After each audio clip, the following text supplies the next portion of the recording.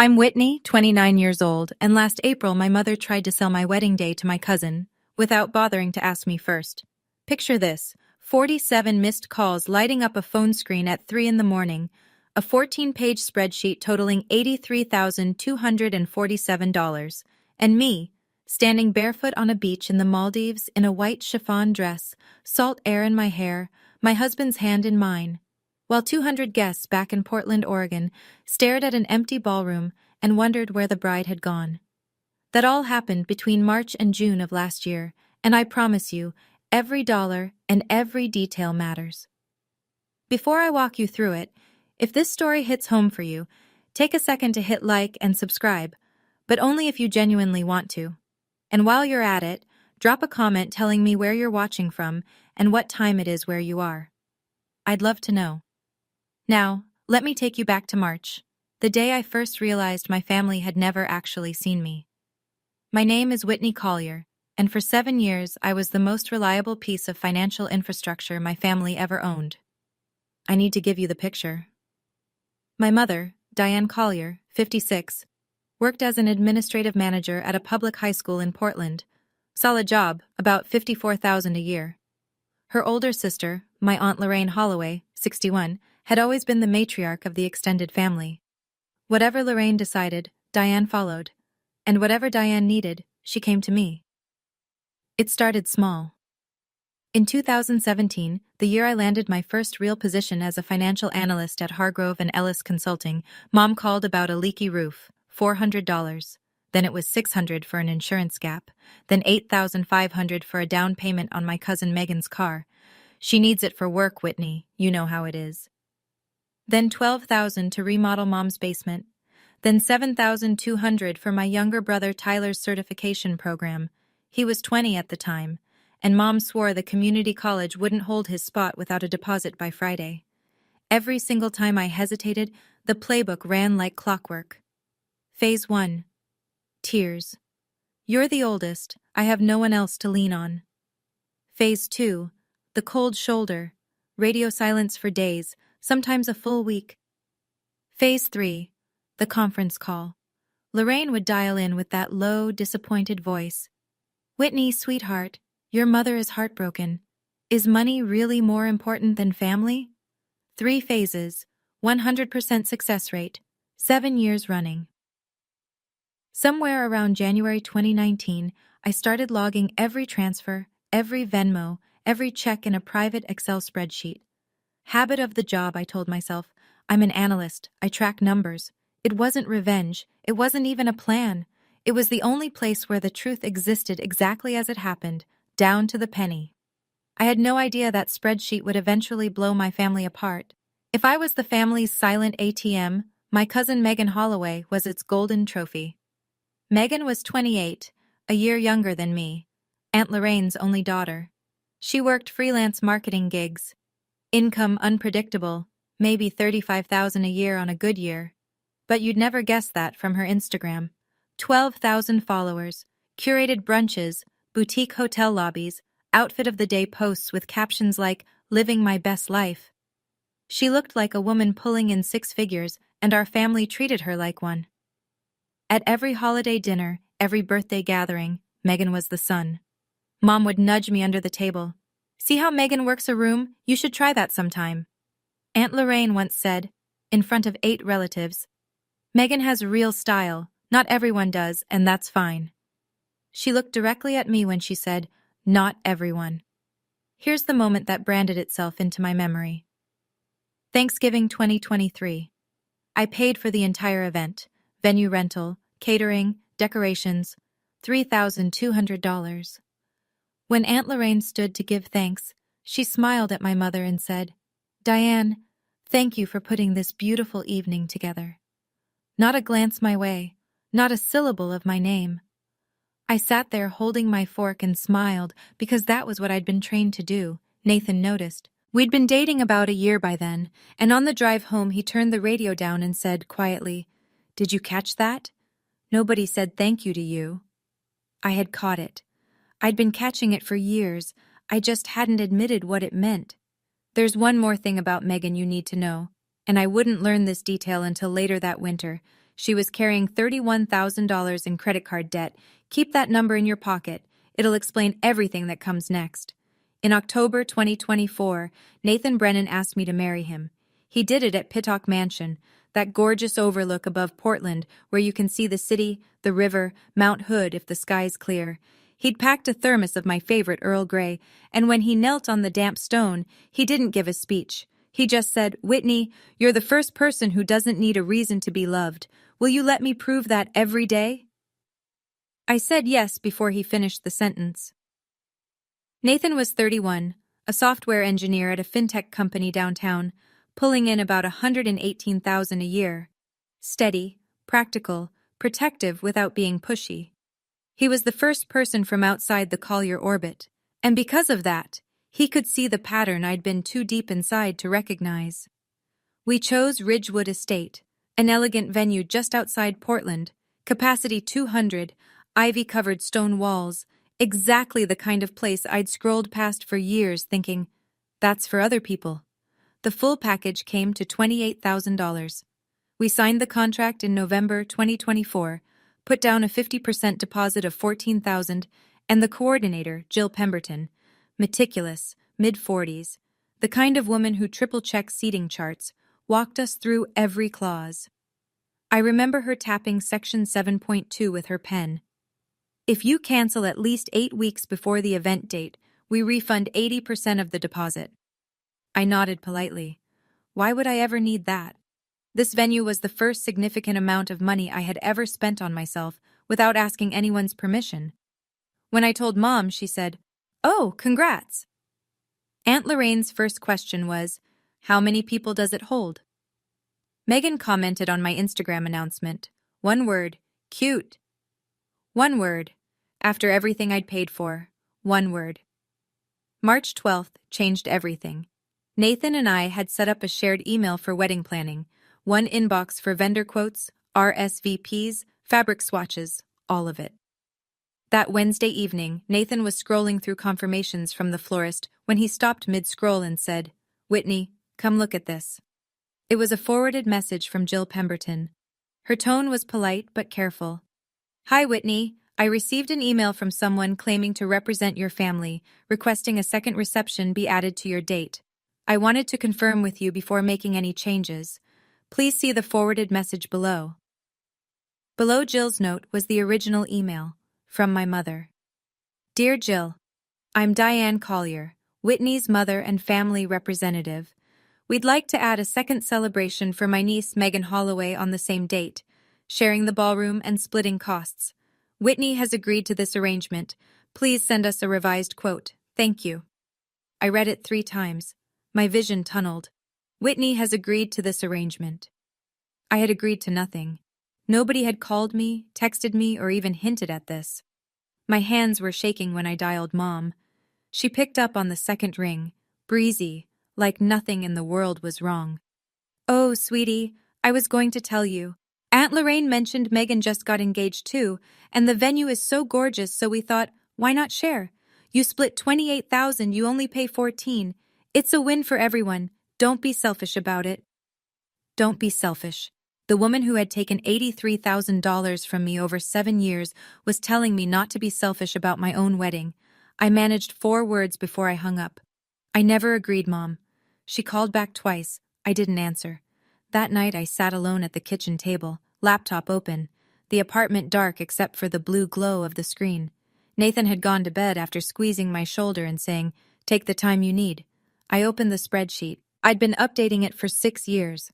Columns for date, amount, purpose, who asked, how they asked, and a notes field where I sometimes pasted screenshots of the text messages that preceded each transfer. It had started as basic bookkeeping. Now, scrolling from the first entry in January 2017 to the last one in February 2025, it read like something else entirely.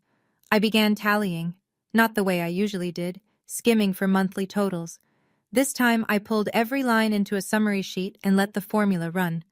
Basement remodel for Mom, $12,000. Megan's car deposit, $8,500. Tyler's certification tuition, $7,200. Thanksgiving and Christmas gatherings, 7 years running, averaging roughly $3,500 each year, $24,500. Grandpa's funeral expenses that nobody else offered to cover, $6,800. Aunt Lorraine's 60th birthday party, $4,200. And then the long tail of emergencies. A broken furnace, a parking ticket, a bridesmaid dress for Megan's friend's wedding that somehow became my bill, a dental crown for Mom, deposits and late fees and grocery runs and on, $20,047. The cell at the bottom turned bold, $83,247. I stared at it. Then I opened a second column. Amount family has spent on Whitney, and typed a 0. My birthday last year, no one called, no card, no text, no dinner. Mom forgot. I heard Nathan's footsteps behind me. He sat down, looked at the screen, and didn't say anything for a long time. Then quietly, "What do you want to do?" I didn't answer him. Not yet. The next morning, March 13th, I called Rosa Delgado. Rosa and I went back to undergrad. She was 33 now, a family law attorney with a small firm in Southeast Portland, the kind of friend who would pick up on the first ring at 7 a.m. and not ask why.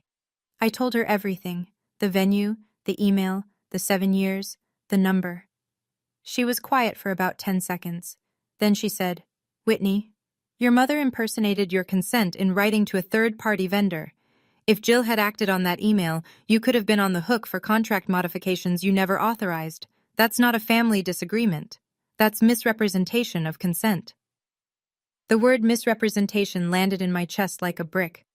I'd spent my whole life calling it helping out. Rosa was calling it what it was. "Save everything," she said. "The forwarded email, the original, Jill's message. Screenshot your call log with your mother. And Whitney, whatever you decide for you, not for Diane." I hung up and made 3 calls in 40 minutes. First, Jill Pemberton. I confirmed the contract was untouched. Diane's email had triggered no changes because Jill, bless her professional instincts, had checked with me first. Then I told Jill I needed to invoke Section 7.2, cancellation before 8 weeks. The wedding date was June 14th. We were 13 weeks out, well within the window. Jill processed the request that afternoon. 80% of $14,000, $11,200 back in our account within 10 business days. Second, a resort in the Maldives I'd bookmarked months ago on a daydream scroll. Seaside Haven. 2-person beach ceremony package. Photographer, private villa. 3 nights. Total, $9,800. Third, Nathan. He answered, and before I could explain, he said, "Tell me when we leave." We booked flights for June 12th, Portland to Dubai to Malay. I told no one. 5 days later, on March 18th, I learned just how far ahead of me they'd been. A college friend tagged me in an Instagram story with a heart eyes emoji and the words "OMG double wedding?" I tapped through, confused, and there it was, Megan's story. A photo of a cream-colored invitation with gold foil lettering. Whitney and Nathan/Megan and Derek. June 14th, Ridgewood Estate. A double celebration of love. Megan's caption, 2 brides, 1 magical night. I zoomed in.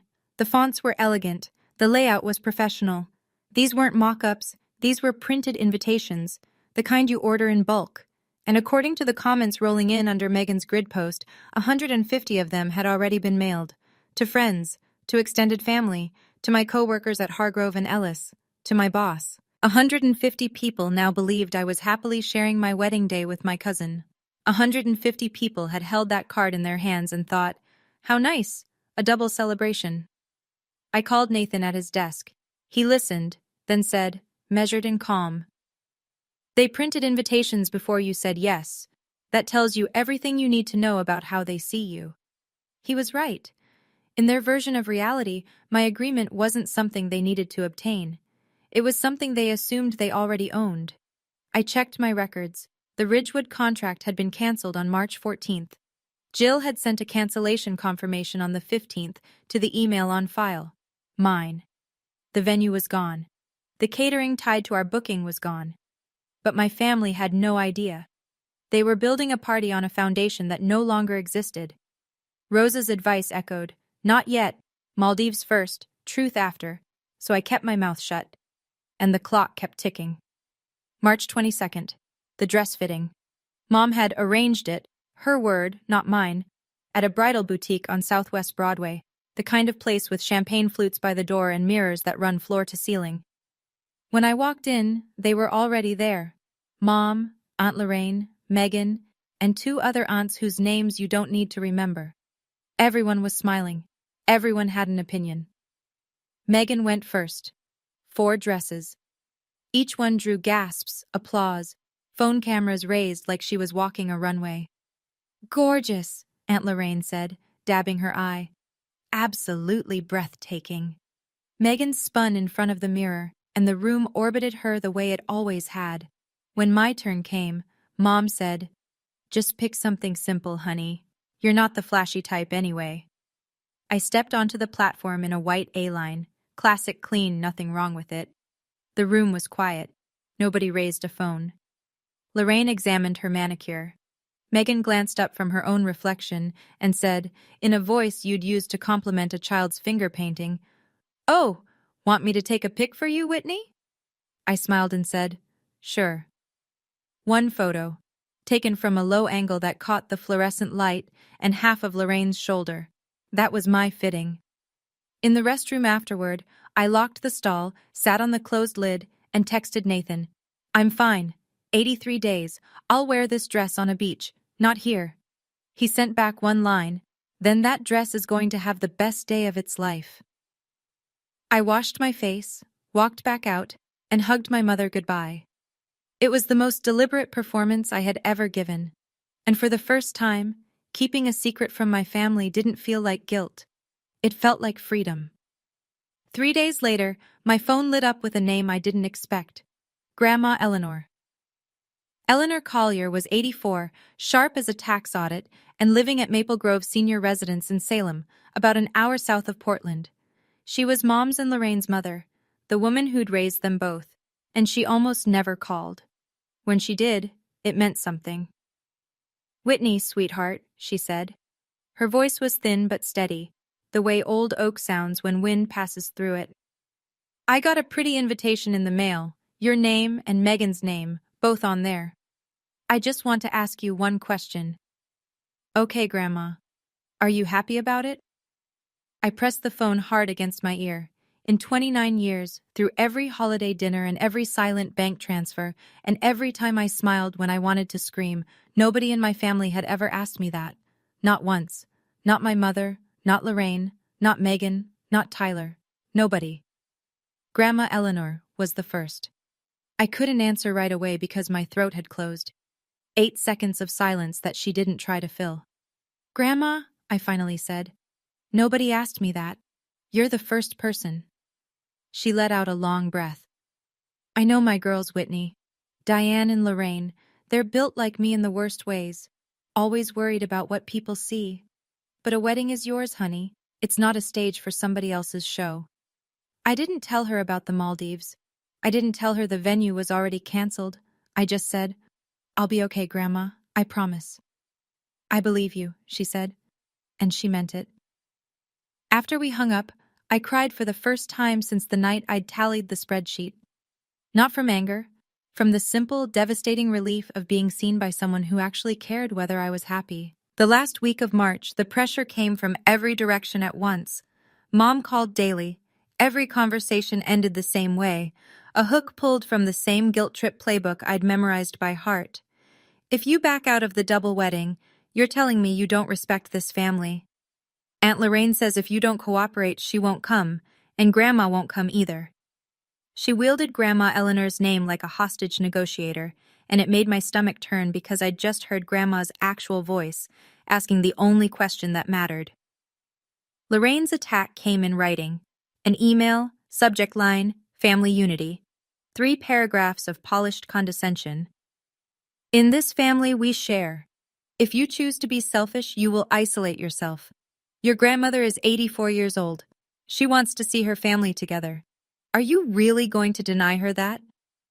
And then Megan sliding into my DMs with a message so perfectly passive-aggressive it could have been framed. "Hey, Whit just wanted to say I'm so excited about our double wedding. Derek and I are planning the sweetest surprise for you at the reception. Don't worry, I'll handle the decor half. You know I have better taste anyway. I screenshotted everything. Lorraine's email, Megan's message, my phone's call log showing 19 incoming calls from Mom in 7 days. I dragged every file into a folder on my desktop labeled 2025, March. Rosa had told me to save it all, and I did. When Mom called again that Sunday night, I kept my voice even. I understand, Mom. I'll think about it. What I was really thinking about was a boarding pass dated June 12th and a beach ceremony 9,000 miles away. But she didn't need to know that. Not yet. April 5th, a Saturday. Dinner at Aunt Lorraine's house. 12 people around a long dining table. Lorraine at the head, naturally. Mom to her right. Megan and her fiancé Derek Voss across from me. Derek was 30, a real estate agent. Decent enough guy who always looked slightly uncomfortable at family events, like he'd wandered into someone else's reunion. Then there were 2 other aunts, an uncle, a few cousins, and Nathan beside me, his hand resting on my knee under the table. Lorraine clinked her glass before the salad course. I'd like to raise a toast to our 2 brides. The room applauded. Megan beamed. I smiled and lifted my water. Mom leaned across the table. Whitney, do you want to say something? 12 pairs of eyes turned to me. I let one beat pass. Then, I'm just really grateful to everyone here. True, diplomatic, committed to nothing. Megan wasn't done. She pulled out her iPad and propped it against the centerpiece. I put together a mood board. Tell me what you guys think. She swiped through. White roses with gold accents, a massive floral arch, a custom photo booth, and there, centered on every frame, Megan and Derek in elegant script. Nathan's and my names appeared once, in the bottom right corner of a seating chart mock-up, 2 font sizes smaller. Nobody mentioned the difference. Maybe nobody noticed. Nathan noticed. I felt his knee press against mine once, firmly. On the drive home, he was quiet until we hit the freeway. Then he said, "Your name was 3 font sizes smaller than Megan's." I know. So you know you're making the right call. I stared out the windshield at the rain and didn't answer because I didn't need to. 2 months and 9 days. That was all I had to survive. April and May disappeared in a double life I never imagined I'd be living. On the surface, I attended 2 more family planning calls, nodded through a group text about table linens, and even approved a sample menu that Megan forwarded with a smiley face. Every interaction was theater, and I played my part with the calm precision of someone defusing a bomb by pretending it's a birthday present. Behind the curtain, Nathan and I built the real wedding piece by piece. Our flights were locked. Portland to Dubai, Dubai to Malé, June 12th. Seaside Haven Resort confirmed the 2-person ceremony package. Beachfront at sunset, a local officiant, a photographer named Amir, who sent sample galleries that made my chest ache with how simple and beautiful it all looked. $9,800 total for 3 nights in an overwater villa, the ceremony, and a private dinner on the sand afterward. The refund from Ridgewood Estate, $11,200, had landed in our joint account on March 28th, exactly on schedule. Jill Pemberton's confirmation email sat in a folder I checked twice a week just to make sure it was still real. I quietly messaged about 15 close friends, not family, and told them the wedding plans had shifted and I'd share details soon. No one pushed. Real friends don't. I ordered a second wedding dress online, not the A-line from the boutique.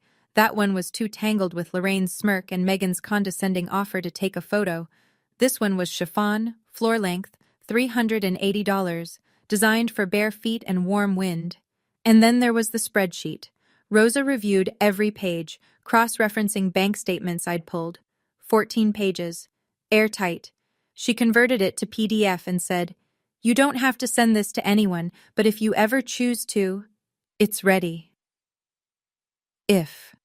That word carried a lot of weight. June 14th, 4 o'clock in the afternoon. Ridgewood Estate, Portland, Oregon. I wasn't there. But I can tell you exactly what happened, because Nathan's friend Marcus was on the guest list. He'd received one of the 150 invitations, and he sat in his car across the parking lot and told us everything later, down to the minute. Guests began arriving at 3:45. Women in pastels, men in summer suits, the lawn freshly mowed, the Oregon sun actually cooperating for once. Aunt Lorraine swept in wearing a teal mother of the bride ensemble like she owned the property. Mom wore lavender. Megan was somewhere inside, reportedly in a $4,200 dress that Lorraine had quietly put on a credit card. By 4:15, people started checking their phones. The ballroom doors were closed. No coordinator at the entrance. No welcome table. By 4:20, Mom called me. Voicemail. She called again. Nathan's phone? Voicemail. 3 more attempts in 10 minutes. At 4:45, Jill Pemberton walked out to the garden where guests were milling in confusion. She approached my mother directly and spoke in the measured tone of someone who had rehearsed professionalism for decades. Mrs. Collier, I need to inform you that the contract with Whitney Collier and Nathan Brennan was canceled on March 14th, per clause 7.2. We have no active booking under their names. The venue has been rebooked for a corporate event beginning at 7 p.m. Mom's face went white. Canceled? I didn't know about any cancellation. A confirmation was emailed to the address on file on March 15th, Jill said. You may want to check your spam folder. By 5 o'clock, 200 guests stood on a manicured lawn with no ceremony, no catering, no music, and no bride. Megan was inside in her dress, mascara streaking, Derek rubbing his forehead beside her. And the venue had given them 90 minutes to leave. Here's what I need you to understand about time zones. The Maldives is 9 hours ahead of Portland. So while 200 guests were pulling into the Ridgewood parking lot at 4 p.m. Pacific, it was already 1 in the morning on June 15th where I was, and our wedding had happened 11 hours earlier. Let me take you there. 5:30 p.m. Maldives time, June 14th.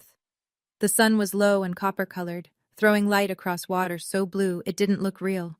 I stood barefoot on white sand in the chiffon dress, the $380 one, and my toes sank with each small shift of weight. Nathan faced me in a white linen shirt and khaki pants, sleeves rolled to the elbow, no tie, no pretense. There were exactly 4 people present.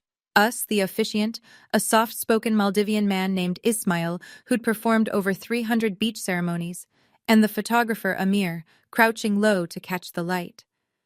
Nathan's vows were short, and they wrecked me. You are not anyone's ATM. You don't need permission to be happy. From today, I'm your family, and our family will never run on guilt. Mine were shorter. I spent my whole life waiting for someone to ask what I wanted instead of telling me what I owed. You were the first person who asked. You're my home. After the ceremony, we ate dinner on the sand, grilled fish, coconut rice, a bottle of sparkling water, because neither of us needed champagne to feel drunk on what we'd done. At 7 p.m. Maldives time, 10 a.m., in Portland. I posted one photo to Facebook and Instagram. 2 people on a beach, golden light, no shoes. The caption, June 14th, 2025, just us. Just enough. No tags, no explanation. 6 hours before the chaos at Ridgewood even began. Now, before I continue, if you've made it this far and you're feeling any of this in your chest, I want you to know you're not alone. Thousands of people have sat where I sat, tallying up what they've given versus what they've received, wondering if they're allowed to say enough. If this story is speaking to you, do me a favor. Drop a comment, share it with someone who needs to hear it, and make sure you're subscribed so you don't miss what happens next. Because what happened next? It made everything before look like the opening act. All right. Back to June 14th, 9 p.m. Maldives time. I'd turned my phone off for the ceremony and kept it off through dinner. Nathan and I sat on the villa deck watching the dark ocean breathe, and for 3 perfect hours the world was exactly as small as we needed it to be. At 9 p.m., Maldives time, noon in Portland, I powered the phone back on. It took 45 seconds for the notifications to finish loading. 47 missed calls, 19 from Mom, 11 from Aunt Lorraine, 8 from Megan, 5 from Tyler, 2 from numbers I didn't recognize, 2 from Aunt Linda, 93 text messages. Mom's thread alone was a timeline of disintegration. The early ones, sent around 3 p.m. Portland time, were confused. Where are you? Everyone's waiting. By 4:30, they'd turned desperate. Whitney Collier, call me back right now. By 5, after Jill's announcement, They went nuclear. You canceled the venue? Have you lost your mind? And then the final message, sent at 5:47 p.m. 8 words that I read twice and will remember forever. You are no longer my daughter. We're done. Lorraine's thread was shorter and colder. You have destroyed Megan's most important day. There will be consequences. Megan, how could you do this to me? I'm standing in my wedding dress in an empty room. You ruined my life. Nathan read them over my shoulder. His jaw was tight, but his voice was steady. You don't have to answer tonight. Morning. I set the phone face down on the nightstand. The screen glowed through the wood for a few seconds, then went dark. I looked out at the ocean, and I want to be honest with you. I didn't feel guilty. I didn't feel triumphant either. I felt something I hadn't experienced in years, maybe ever. Light. Like something enormous had been lifted off my back. The phone rang at 3:12 a.m. I'd been drifting in and out of sleep, the kind of half-consciousness where your body rests, but your mind replays the day on a loop. Nathan was out cold beside me, breathing slow and even. The screen lit up with Mom, and I watched it pulse 4 times before I picked up. She didn't start with hello. Do you have any idea what I went through today? 200 people, Whitney. 200 people staring at me like I'm a fraud. I wanted to disappear into the floor. Her voice was raw, ragged, the sound of a woman who'd been yelling for hours and was now running on fumes. I sat up in bed. I could hear the ocean outside the villa. Mom, I never agreed to share the venue. Oh, don't start. You sent an email to our coordinator pretending I'd given consent. You printed 150 invitations with my name on them without calling me once. You turned my wedding into Megan's stage. That's because you're selfish. Family shares. You make good money. What does it cost you to help? You want to know what it's cost me, Mom? $83,247. That's what I've given this family in 7 years. Would you like me to go line by line? Silence. 8 full seconds. I counted. Don't you dare throw money in my face, she said, but the volume had dropped. She wasn't yelling anymore. I'm not throwing anything. I'm reading a spreadsheet I've kept since 2019. Every dollar, every transfer, every text message where you asked. She hung up. I set the phone down, pressed my palms against my eyes, and breathed. Nathan's hand found mine in the dark. He didn't say a word. He didn't need to. I had said the number out loud for the first time, and she had no answer for it. The next morning, June 15th, 5 p.m. Maldives time, 8 a.m. In Portland, I opened my laptop on the villa desk, the Indian Ocean flat and turquoise behind the screen, and navigated to the Collier family group chat on Facebook Messenger. 24 members, every aunt, uncle, and cousin old enough to have an account. I typed slowly, editing twice before I hit send. I know everyone is angry. I understand. But before anyone judges what I did, I'm asking you to read the attached file. It's a record of every dollar I've spent on this family from 2017 to 2025. Every transfer, every receipt, every screenshot of a text asking for money. The total is $83,247. The amount this family has spent on me in the same period, $0. I'm not sending this to hurt anyone. I'm sending it because the truth deserves to exist somewhere other than my private hard drive. I attached the PDF. 14 pages. Rosa had reviewed it line by line against my bank statements before I left Portland. Page 1 was the summary, year-by-year totals, and a grand total in bold. Pages 2 through 13 broke it down. Date, amount, purpose, who requested it, and a thumbnail of the evidence, a bank transfer confirmation, a Venmo screenshot, a text message. Page 14 was a single table with 3 rows. Money. Whitney spent on family, $83,247. Money family spent on Whitney, $0. Number of times family said thank you, 0. I pressed send and closed the laptop. For 4 hours, nobody responded. I watched the read receipts tick upward. 5, 9, 14, 21. But the chat stayed silent. 21 people reading, not a single word typed. At noon Portland time, Aunt Linda broke the silence. Oh my God, I had no idea. 12:15. Uncle Greg. Whitney, I'm sorry, this is not okay. 12:30. Mom. You're airing family business in front of everyone. I will never forgive you for this. 12:32. Lorraine. Disgusting. You reduced everything to dollars and cents. But the rest of the chat stayed quiet. And in that silence, I heard something I'd never heard before from my family. The sound of people who couldn't argue with the math.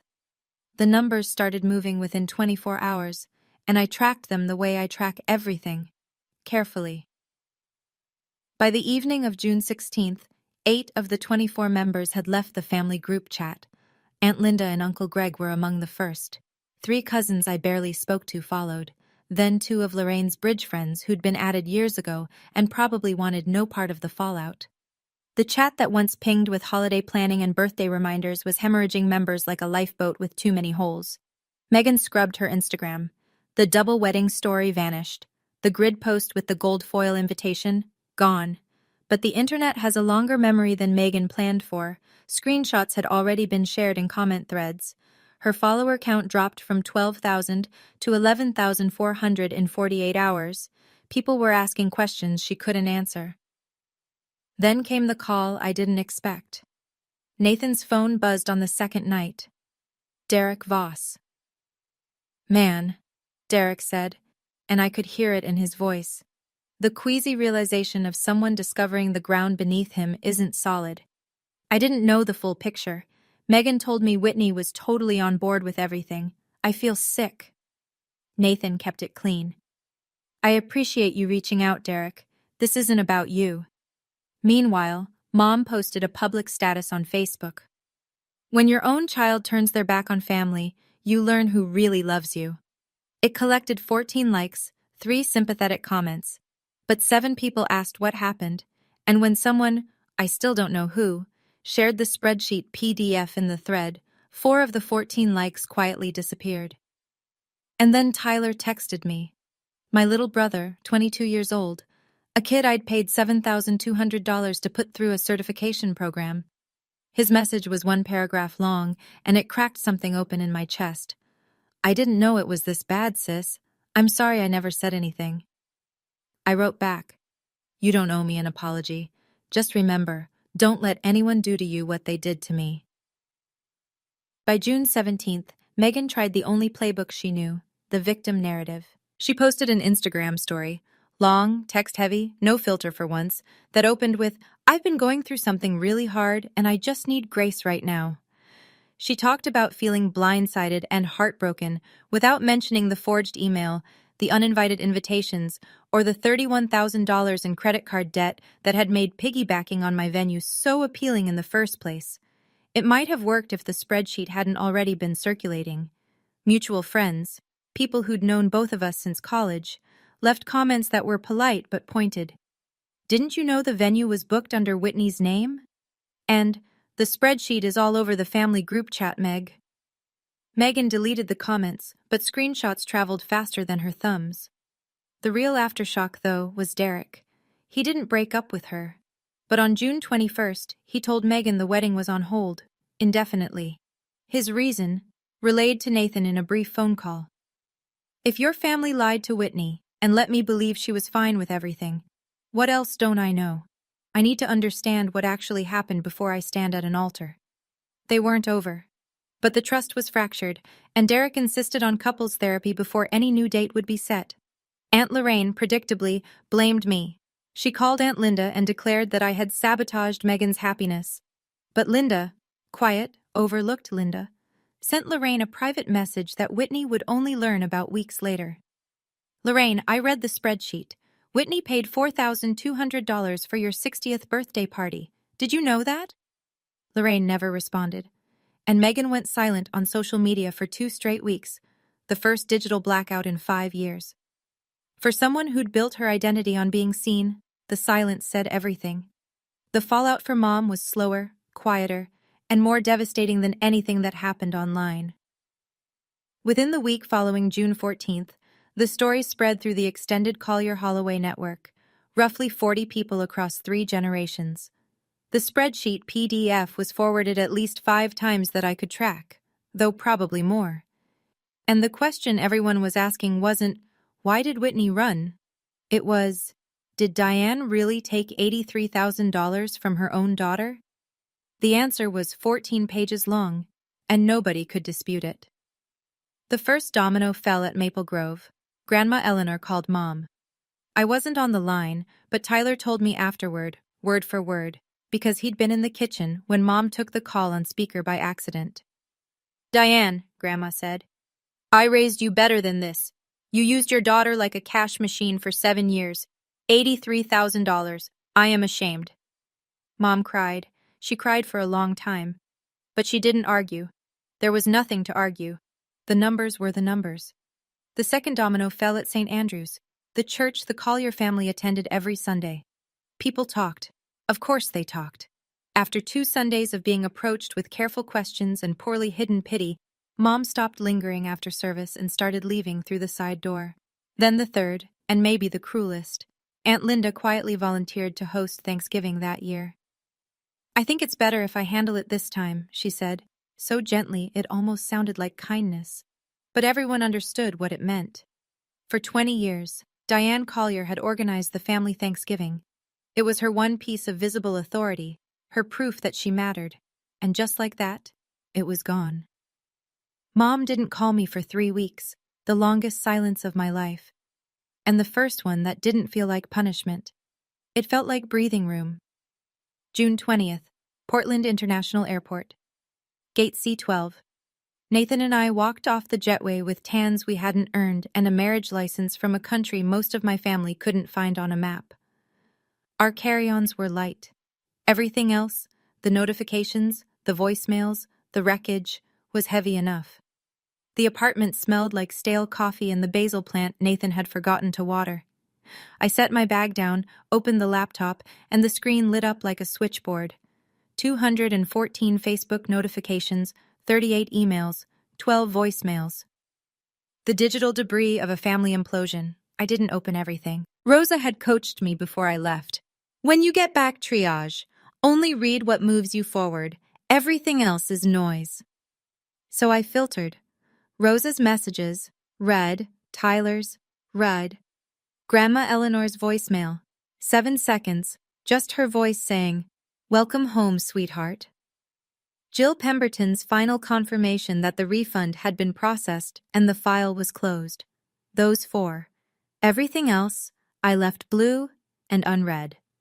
Nathan heated leftover soup, the kind that comes from a can, nothing fancy. And we sat at the kitchen table where, 3 months earlier, I'd stared at a spreadsheet and felt the floor shift under my life. "So," he said, stirring his bowl, "we need to figure out who gets to be in our life, and on what terms." I pulled a legal pad from the drawer, the yellow kind, lined, the most unglamorous tool in the world, and wrote 2 words at the top, my boundaries, not a declaration of war, not a revenge plan, just a list. A line drawn in ink by a woman who'd spent 29 years not knowing she was allowed to hold a pen. The question now was who would respect that line, and who wouldn't. Tyler's message arrived on June 22nd, 2 days after we got home. It wasn't a text. It was a full email, which for a 22-year-old felt almost ceremonial. "Whitney, I read the spreadsheet, all 14 pages. I saw the line, $7,200, Tyler's certification program. I didn't know that money came from you. Mom told me it was from her savings. She looked me in the eye and said she'd been putting it aside for years. I believed her. I'm not going to pretend I knew and stayed quiet. I genuinely didn't know, but I should have asked. I should have noticed that you paid for everything and nobody ever said your name at the table. I want to pay you back, not all at once. I'm on a part-time salary, but I'll figure out a plan. You'll get every dollar, I promise." I sat at my desk and read it twice. The second time, the line about Mom's lie hit different. She hadn't just taken my money. She'd taken credit for it. She'd let my brother believe she was the one sacrificing, while I quietly wired the funds and got nothing in return, not even the truth. I wrote back, "Tyler, you don't owe me money. You owe me nothing.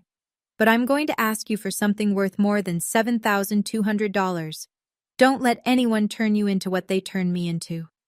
If someone asks you for money and follows it up with tears and silence when you hesitate, that's not love. That's a system, and you deserve better. He called me that night. We talked for 40 minutes, the longest conversation we'd had in years. By the end, I'd invited him to dinner the following Saturday. He became the only family member on the weekly call list, the only one who didn't need conditions because he'd already met them. He told the truth, and he showed up. June 28th, a Saturday. I spent the morning drafting an email I'd been composing in my head since March. Rosa didn't write it for me. She offered, and I said no. This had to be my voice. But she reviewed it for clarity and tone before I hit send, the same way she'd reviewed the spreadsheet. Calm, factual, unassailable. Subject line: moving forward, my boundaries. Mom, I love you. That's true, and nothing that happened changes it. But I can't continue a relationship where I am the one who gives endlessly and receives nothing back. Not money, not acknowledgement, not respect. For us to move forward, I need 3 things. 1. You acknowledge that sending an email to Jill Pemberton claiming I had agreed to share the venue was wrong. Not a miscommunication. Wrong. 2. You never again make a financial decision or sign anything on my behalf without my explicit written consent. 3. You stop comparing me to Megan, or to anyone. I am not a supporting character in someone else's story. If you're willing to meet these conditions, I'm here. We can rebuild. It won't be overnight, and it won't be the way things were before, because the way things were before nearly cost me everything. If you're not ready yet, that's okay too. I'll be here when you are, but I'll be here at a safe distance. Whitney. I read it aloud to Nathan before sending. He listened without interrupting, then said, "That's the strongest thing you've ever written." I clicked send at 11:04 a.m. The read receipt came back at 9:47 p.m., nearly 11 hours. I could picture her reading it at the kitchen table, maybe rereading it, maybe sitting with it the way I'd sat with the spreadsheet that night in March. She didn't respond. 1 day passed, then a week, then 2. And for the first time, her silence didn't crush me. It just confirmed what I already knew. The next move was hers, and I was done performing. Lorraine's response came on July 2nd. 1 final email, 5 sentences, no warmth. Whitney, you have destroyed this family. Your spectacle was selfish, your spreadsheet was manipulative, and your absence from that venue humiliated people who have loved you your entire life. I have nothing more to say. Do not contact me again. I read it once, forwarded it to Rosa for the file, and didn't reply. Some doors close themselves, and the kindest thing you can do is let them. Megan's message arrived 3 days later, on July 5th. It was longer, messier, and harder to dismiss. Whitney, I know I owe you an apology. I knew about the email Mom sent to the coordinator. I knew about the invitations before they were printed. I should have said something. I'm sorry. Then the second paragraph. But you could have just talked to us instead of disappearing. You could have told me to my face. That hurt. I sat with it for a day before responding. When I did, I kept it to 2 sentences. I spent 7 years talking to this family, Megan. It cost me $83,247 and 0 respect. Talking didn't work. She didn't write back. A week later, Derek called Nathan one more time. His voice was different, tired, but less rattled than before. Megan and I started couples therapy, he said. I think we both have a lot to figure out. I just wanted you to know. Nathan said, I respect that. Good luck, man. When he hung up, I asked if he thought Megan would actually change. He shrugged. Maybe, maybe not. That's not your variable to solve. He was right. Lorraine would never see it. Megan might someday. And I was learning something I wish I'd understood a decade earlier. Healing doesn't require everyone to apologize. It only requires you to stop waiting for them to. July 19th. A Saturday evening. Our apartment. Nathan made pasta, garlic, olive oil, cherry tomatoes, the kind of meal that takes 20 minutes and fills the room with the smell of something honest. I tossed a salad. Rosa brought a bottle of red and a corkscrew because she said she didn't trust ours. Tyler showed up with a bottle of wine too, a $12 Pinot Noir, and handed it to me with a look that was half shy, half proud. Bought it with my own paycheck, he said, not from anyone else's savings. Hannah Park, a colleague from Hargrove and Ellis who'd become one of my closest friends in the past year, arrived with brownies. Marcus, Nathan's college roommate, the same Marcus who'd witnessed the Ridgewood disaster from the parking lot, brought garlic bread and a story about finding a bewildered catering truck circling the venue that evening with nowhere to unload. 6 people around a table meant for 4. Elbows touching, plates passed hand to hand, conversations overlapping in the way that only happens when no one is performing. Nobody mentioned Mom. Nobody mentioned Lorraine or Megan or the spreadsheet or the 200 guests or the Maldives. We talked about Marcus's new job, Rosa's impossible client, Tyler's plan to take night classes in the fall, the fact that Nathan had finally killed the basil plant beyond resuscitation. 3 hours, the easiest 3 hours I'd had in years. When everyone left and Nathan and I were rinsing plates at the sink, I looked at the table. Empty glasses, crumbs, a stain from where Tyler knocked over the salad dressing, and thought, this is 6 people. Not 24, not 200. 6. And every single one of them chose to be here. Total cost of the evening, $47. The cheapest family dinner I'd ever hosted, and the first one where I didn't pay alone. 5 weeks of silence, and then, on August 2nd, my phone rang. I was at the kitchen counter chopping peppers for a stir-fry. Nathan was on the couch reviewing code. The screen said Mom, and I stared at it for 3 full rings before I answered. Her voice was small. Not the furious rasp of the 3 a.m. call, not the weaponized grief of the guilt trips. Small.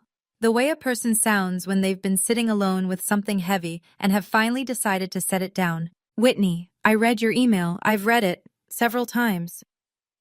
Okay, Mom. I need you to know I don't want to lose you. A pause, a breath that shook. I'm not good at this. I know. Another pause. I could hear the clock in her kitchen, the one with the rooster face that had hung above the stove since I was 9. The email I sent to the coordinator, I shouldn't have done that. It was wrong. She said the word wrong like she was swallowing a stone. I convinced myself you'd come around, that you'd see it was for the best, but I should have asked you. I know that now. I leaned against the counter and closed my eyes.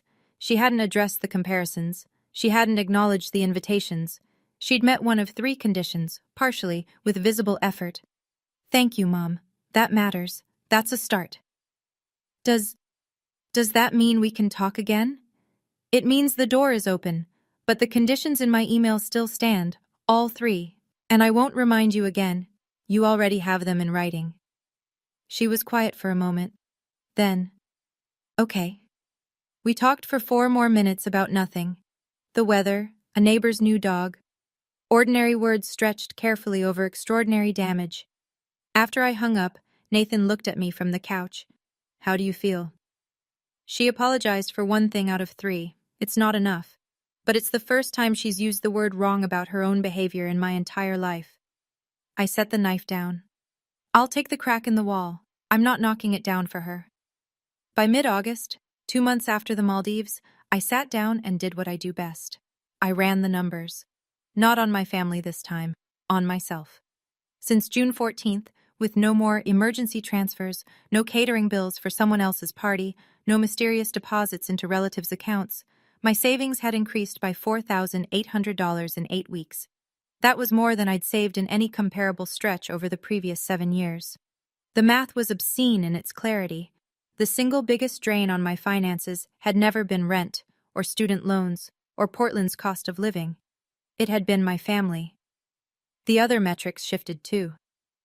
Number of guilt trip phone calls received since the boundary email, 0. Number of stressful family dinners attended, 0. Number of evenings spent with people who actually wanted me at the table, 6. The pasta night, 2 weekend brunches with Rosa, a Friday movie marathon with Tyler at our apartment, and 2 date nights with Nathan where neither of us checked our phones. At work, something was changing that I could feel but couldn't name until my boss, Margaret, pulled me aside after a client presentation in early August. Whitney, I've noticed a real shift in you these past couple of months, more confident, more decisive, Whatever's going on, keep it up. 2 weeks later, the promotion came through. Senior financial analyst. Salary, $104,000. A $12,000 raise that felt like more than money. It felt like proof that when you stop pouring yourself into a hole, you start rising. Nathan and I sat down that weekend and set a new target. $60,000 for a down payment on our first house. At our current savings rate, free from the family tax, we'd hit it within 2 years. And then, on August 15th, Tyler sent a Venmo notification. $200. The memo line read, Installment 1 of 36, certification tuition. Thank you, sis. I stared at that memo line until the screen went blurry, and I didn't wipe my eyes because some tears you earn. On August 10th, I did something I hadn't done in years. I wrote a letter by hand, not an email, not a text. I sat at the kitchen table with a sheet of cream stationery Nathan had bought me as a just because gift, and I picked up a pen, a real one, blue ink, the kind that forces you to slow down and mean every word. Dear Grandma, you were the first person who asked me if I was happy. I want you to know, I am. My wedding had 2 people. No ballroom, no 200 chairs, no gold foil invitations. Just a beach, a sunset, and a man who asks me every morning what I need instead of what I owe. I'm sorry you didn't get to be there, but I think you understand why it had to happen the way it did. You told me once that family is the person who asks if you're happy. You were right, and I need you to know, by that definition, you are my family. You always have been. I'm enclosing a photo. It's me and Nathan on the beach. I'd love it if you kept it somewhere you can see it. I love you. Whitney. I slid the Maldives photo, the one from the ceremony, printed on matte cardstock, into the envelope, addressed it to Maple Grove Senior Residence in Salem, and dropped it in the mail on my way to work. 3 days later, my phone rang. Grandma Eleanor. I picked up immediately. Sweetheart, she said, and her voice was warmer than sunlight. I hung your picture right next to my bed. You're beautiful. Nathan's a good-looking man. And the ocean? My goodness, it looks like a painting. It felt like one, Grandma. I believe that. A soft pause. You chose right, Whitney. Don't let anybody tell you different. I promised her I wouldn't. And I meant it the way you mean something you've paid $83,000 to learn. So, that's my story. I know some of you are going to call it a revenge story. I understand why. A canceled venue, an empty ballroom, a spreadsheet heard around the family group chat. It has all the ingredients. But sitting here now, 8 months removed from that beach in the Maldives, I don't think revenge is the right word. Revenge is when you want someone to suffer. What I wanted was something quieter and harder than that. I wanted to stop disappearing. I wanted the truth on the table instead of locked in a private Excel file. I wanted my wedding day to belong to me. If any of this sounds familiar, if you're the person who picks up every check and never gets thanked, the one who drops everything when the phone rings and then wonders why no one calls on your birthday, the one who has been told your whole life that setting a boundary is the same thing as being selfish, then I need you to hear this. You are not selfish for choosing yourself. You are not cruel for saying no. And you are not alone. $83,247 and 7 years. That was my tuition.